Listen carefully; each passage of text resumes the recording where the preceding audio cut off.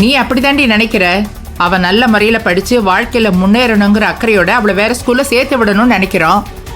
ஆனா அவ அதை புரிஞ்சுக்காம கண்ணீர் வடிச்சுக்கிட்டு ஓங்கிட்டு வந்து நின்னதும் அப்படியே பெரிய பாசக்காரியாட்டமோ புடவை முந்தானையில கண்ணீரை தொடச்சு விட்டுட்டு நான் இருக்கேன்னு அவளுக்கு சப்போர்ட்டா நிக்கிற. நீ விலகி இருந்தாலே போதுண்டி, அவ சரியாயிடுவா. இவளை வேற ஸ்கூல்ல சேர்த்து விட்டு இவ லைஃபையே ஸ்பாயில் பண்ண பாக்குறான். இத தப்புன்னு சொல்லி இந்த நல்லவளுக்கு புரிய வைக்காம மதுவை நான் தான் கெடுக்கிறேன்னு சொல்லி என்ன எல்லாரும் குறை சொல்லிக்கிட்டு இருக்கீங்களா? மதுவுக்கு சப்போர்ட் பண்றேங்கிற பேர்ல நீ இங்க பிரச்சனையை உண்டு பண்ணிட்டு இருக்காத. அது நல்லா படிக்கணுங்கிற அக்கறையில தான் செவந்தி அதை வேற ஸ்கூல்ல சேர்க்க போகுது. அத புரிஞ்சுக்க முதல்ல. ஏமாமா, நான் தெரியாம தான் கேக்குறேன். 8வதுல இருந்து இப்ப 10வது வரைக்கும் மது ஒரே ஸ்கூல்ல தானே படிச்சுக்கிட்டு இருக்கா. இப்ப திடீர்னு அவளை கூட்டிட்டு போய் இன்னொரு ஸ்கூல்ல சேர்த்து விட்டா அவளால எப்படி சரியா படிக்க முடியும்? ஏன் படிக்க முடியாது? ஏன் படிக்க முடியாதுன்னா, இவ்ளோ நாளும் ஒரே ஸ்கூலோட அட்மாஸ்பியர்லயே இருந்து ஒரே மாதிரி ஃப்ரெண்ட்ஸுங்களோடயே பழகி படிச்சுக்கிட்டு இருந்தவள திடீர்னு கொண்டு போய் பாதியில வேற ஸ்கூல்ல சேர்த்து விட்டா அவள் அப்படியே கண்ணு கட்டி காட்டுல விட்ட மாதிரி இருக்காது? அதுவும் இல்லாம ஸ்கூலுக்கு ஸ்கூல் பாடம் நடத்துற முறையும் வேற மாதிரி இருக்கும். அப்படிங்கிறப்ப அவளால எப்படி சரியா படிக்க முடியும்? இவ படிச்சிட்டு இருந்த ஸ்கூல்ல மட்டும் நல்லா படிச்சிட்டு இருந்தாளா? ஆமா, அவ நல்லா தான் படிச்சா, படிக்கிறா.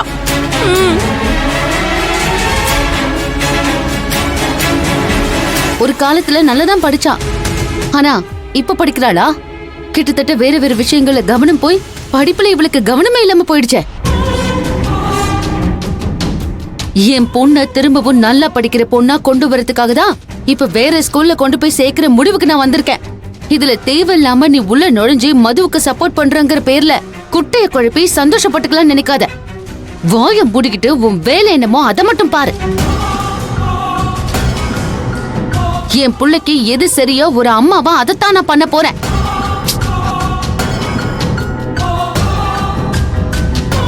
மதுவுக்கு நீதான் அம்மா அம்மான்னு சொல்றியே, நான் தெரியாம தான் கேக்குறேன். இவ சரியா படிக்கலன்னு இவ நல்லதுக்காக வேற ஸ்கூல்ல சேர்க்கணும்னு சொல்றியே, அப்ப இதோ உன் பிள்ளைங்களை கொண்டு போய் சேர்ப்பியா?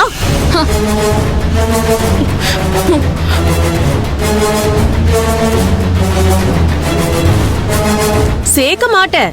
ஏன்னா நான் சொன்ன மாதிரி ஸ்கூல் மாத்தினா இவங்க சரியா படிக்க மாட்டாங்க. அதோட அவங்க மன ரீதியா டிஸ்டர்ப் ஆயிடுவாங்கன்னு உனக்கும் தெரியும். ஆனா மதுக்கு இப்படி ஒரு பிரச்சனை ஏற்பட்டு அவ சரியா படிக்க கூடாதுங்கிற நோக்கத்துலதான் நீ இப்படி பண்ணிக்கிட்டு இருக்க. என்னோட பிள்ளைங்களை பிரிச்சு பார்த்து அவங்களுக்குள்ள பிரிவினை ஏற்படுத்துற கீழ்த்தரமான புத்தி உன்கிட்ட தாண்டி இருக்கு. நான் உனக்கு திரும்ப திரும்ப சொல்றேன், மது என்னோட பொண்ணுதான். நான் தான் அவளுக்கு அம்மா. மது எங்க படிக்கிறாளோ அங்கதான் அரவிந்தும் நந்தினியும் படிக்கணுங்கிறதுல நான் எப்பவுமே உறுதியா இருப்பேன். இப்பவும் அப்படிதான் இருக்கேன். இப்போ இவ்வளவு சேர்க்க போற ஸ்கூல்ல தான் அரவிந்தையும் நந்தினியும் சேர்க்க போறேன். இவங்களோட ஸ்கூல் டிசியும் நான் வாங்கிட்டு வந்துட்டேன்.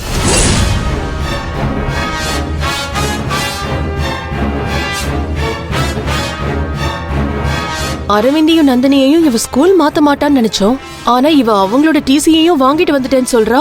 நாம இத சொல்லி இவளை லாக் பண்ணுவோன்னு தெரிஞ்சேதான் இப்படி பண்ணிருக்கா இந்த நல்லவ. இப்ப மதுவை தூண்டி விடுறதுக்கு வழி இல்லாம போச்சே. இங்க பார், உனக்கு என்ன பிடிக்கலனா என்கிட்ட நேரடியா மோது. என் பொண்ணு எனக்கு எதிரா திருப்பி மோதணும்னு நினைக்காத.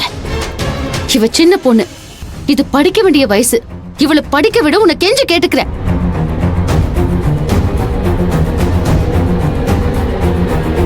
உன்னை நல்லவளா காட்டிக்கிறதுக்காக என்ன கெட்டவளாக்காத. நான் எப்படி நீ எப்படின்னு மதுவுக்கு ரொம்ப நல்லாவே தெரியும். பாத்தியா மது அவ என்னெல்லாம் சொல்றான்னு? இவங்க எப்பவும் எமல அக்கறை இருக்க மாதிரி நடிச்சிட்டு இருக்காங்கன்னு எனக்கு தெரியாத சித்தி. இங்க பாருங்கம்மா, பூர்ணி சித்தி சொன்ன மாதிரி என்ன வேற ஸ்கூல்ல சேர்த்து விட்டீங்கன்னா என்னால சரியா படிக்கவே முடியாது. என் ஃப்ரெண்டு வித்யாவை பிரிஞ்சு என்னால இருக்கவும் முடியாது.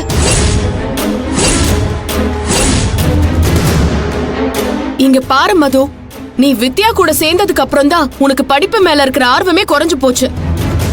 நீ அவளை விட்டுட்டு போய் தனியா படிச்சாதான் உன்னால 10th பப்ளிக் எக்ஸாம்ல நல்ல மார்க் ஸ்கோர் பண்ண முடியும். நீ சரியா படிக்கணுங்கிற ஒரே நோக்கத்துல தான் பாவம் இவ்ளோ ரிஸ்க் எடுத்து பாதியிலேயே உன்னை இன்னொரு ஸ்கூல்ல சேர்க்கறதுக்கு முடிவெடுத்திருக்காங்க. அது புரிஞ்சுக்கோ. நான் இதே ஸ்கூல்ல படிச்சாலும் நல்ல மார்க் தான் எடுப்பேன் ஆண்டி. ஆமா, கொஞ்ச நாளா நீ மார்க் எடுக்கிற லட்சணத்தை நாங்கெல்லாம் பார்த்துட்டு தானே இருக்கோம். நீ அந்த வித்யாவோட சேர்ந்து படிக்க போறேன்னு அவ வீட்டுக்கு போனதுக்கு அப்புறம்தான் நீ படிப்புல வீணா போனதே. இதுக்கு முன்னாடி நீ ஒரு பாடத்துல வாங்கின மார்க்கை தான் இப்ப மொத்த பாடத்திலயும் சேர்த்து வாங்கியிருக்க. சும்மா அடம் பிடிக்காம உங்க அம்மா சேர்த்து விடுற ஸ்கூல்ல சேர்ந்து நல்லா படிக்கிறதுக்கு வழிய பாரு. என்னால இன்னும் ஸ்கூலுக்கு போய் படிக்கிறத நினைச்சு கூட பார்க்க முடியல. எதுக்கு எடுத்தாலும் என் மேல கோவப்படுறதை விட்டுட்டு என்னோட மனநிலையை புரிஞ்சுக்கோங்க. ஏமா, அந்த ஸ்கூல்ல என்ன நீ தனியாவா படிக்க போற? அதே ஸ்கூல்ல தான் உன் தம்பியும் தங்கச்சியும் படிக்க போறாங்க.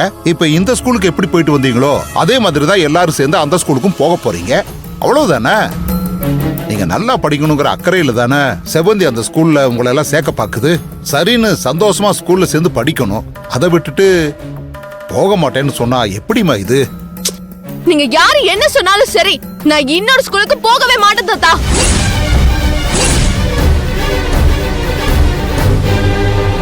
வித்யா என் ஃப்ரெண்டா இருக்கிறது இவங்களுக்கு பிடிக்கல. அதுக்காக தான் இந்த அம்மா என்ன பிடிச்சு வேற ஸ்கூலுக்கு அனுப்புறாங்க. ஏய் மது,